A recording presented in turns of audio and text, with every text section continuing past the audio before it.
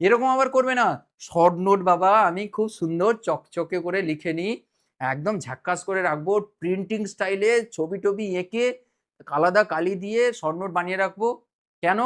তার চিন্তাভাবনা অন্য চলছে। ২ বছর পরে যদি নিটে র‍্যাংক করে দিই, যদি জেইতে র‍্যাংক করে দিই, এবিপি আনন্দ এসে ধরবে, জি ২৪ ঘন্টা এসে ধরবে, তোমার এই সাফল্যের পিছনে কার অবদান বেশি? তখন আমাকে বলতে হবে না বঙ্গমিস্ত্রির অবদান রয়েছে, তার সাথে সাথে আমার শর্ট নোটের অবদান রয়েছে। তখন তারা বলবে তোমার শর্ট নোটটা দেখি তো। তখন সেই যে চকচকে শর্ট নোটটা দেখাবে, ওই কথা ভেবে তুমি ভাবছো যদি ঘাঁটাঘাঁটি হয়ে যায় তাহলে তখন দেখাতে পারবো না, কাউকে দেখাবো না আমি তখন।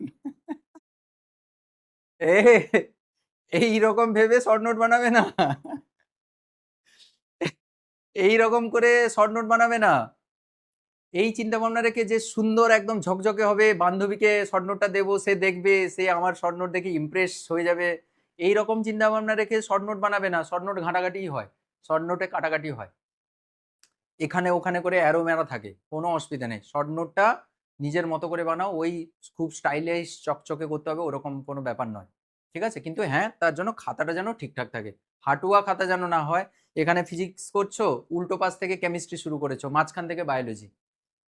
ऐसा नहीं चलेगा। এটা হলে খুব মুশকিল। হ্যাঁ, একদম চকচকে ওই পরে ইন্টারভিউ দেবো, শর্ট নোটটা দেখাবো, বান্ধবীকে ধার দেবো, ছবি তুলে পাঠাবো, তার জন্য চকচকে করে রাখি। হোয়াইটনার দিয়ে মুছে, মুছে করছে।